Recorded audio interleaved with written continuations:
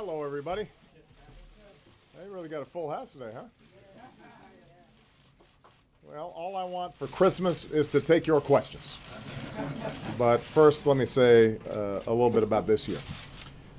In last year's final press conference, I said that 2014 would be a year of action and would be a breakthrough year for America. And it has been. Yes, there were crises that we had to tackle around the world, many that were unanticipated. We have more work to do to make sure our economy, our justice system, and our government work not just for the few, but for the many. But there is no doubt that we can enter into the new year with renewed confidence that America is making significant strides where it counts. The steps that we took early on to rescue our economy and rebuild it on a new foundation helped make 2014 the strongest year for job growth since the 1990s. All told, over a 57-month streak, our businesses have created nearly 11 million new jobs. Almost all of the job growth that we've seen have been in full-time positions. Much of the recent pickup in job growth has been in higher-paying industries. And in a hopeful sign for middle-class families, wages are on the rise again. Our investments in American manufacturing have helped fuel its best stretch of job growth also since the 1990s. America is now the #1 producer of oil, the #1 producer of natural gas. We're saving drivers about 70 cents a gallon at the pump over last Christmas. And effectively, today, our rescue of the auto industry is officially over. We've now repaid taxpayers every dime and more of what my administration committed, and the American auto industry is on track for its strongest year since 2005. And we've created about 500,000 new jobs in the auto industry alone. Thanks to the Affordable Care Act, about 10 million Americans have gained health insurance just this past year. Enrollment is beginning to pick up again during the open enrollment period. The uninsured rate is at a near record low. Since the law passed, the price of health care has risen at its slowest rate in about 50 years. And we've cut our deficits by about 2/3 since I took office, bringing them to below their 40-year average. Meanwhile, around the world, America's leading. We're leading the coalition to degrade and ultimately destroy ISIL, a coalition that includes Arab partners. We're leading the international community to check Russian aggression in Ukraine. We are leading the global fight to combat Ebola in West Africa. And we are preventing an outbreak from taking place here at home. We're leading efforts to address climate change, including last month's joint announcement with China that's already jump-starting new progress in other countries. We're writing a new chapter in our leadership here in the Americas by turning a new page on our relationship with the Cuban people.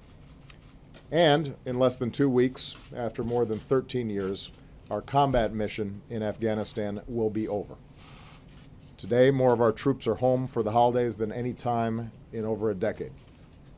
Still, many of our men and women in uniform will spend Christmas in harm's way, and they should know that the country is united in support of you and grateful not only to you but also to your families. The 6 years since the crisis have demanded hard work and sacrifice on everybody's part. But as a country, we have every right to be proud of what we've accomplished. More jobs, more people insured, a growing economy, shrinking deficits, bustling industry, booming energy. Pick any metric that you want, America's resurgence is real.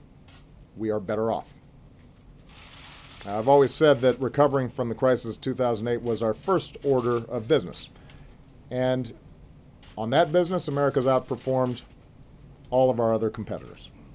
Over the past 4 years, we've put more people back to work than all other advanced economies combined.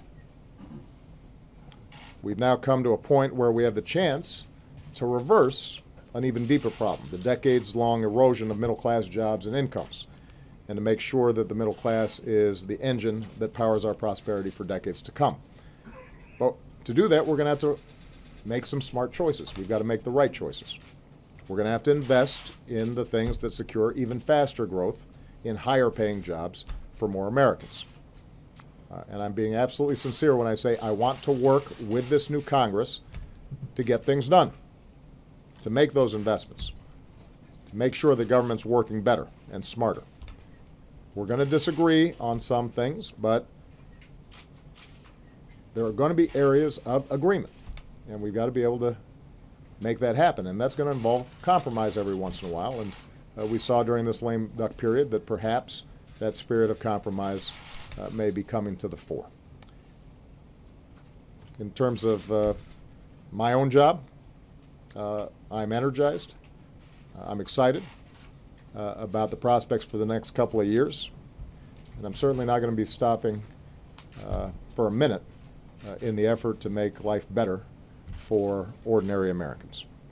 Because thanks to their efforts, we really do have a new foundation that's been laid. We are better positioned than we have been in a very long time. A new future is ready to be written. We've set the stage for this American moment, and I'm going to spend every minute of my last 2 years making sure that we seize it. My presidency is entering the fourth quarter. Interesting stuff happens in the fourth quarter, and I'm looking forward to it. But going into the fourth quarter, you usually get a timeout. I'm now looking forward to a quiet timeout, Christmas with my family. So I want to wish everybody a Merry Christmas, a Happy Hanukkah, a Happy New Year. I hope that all of you get some time to spend with your families as well, because one thing that we share is that we're away too much from them. And now, Josh has given me the who's been naughty and who's been nice list.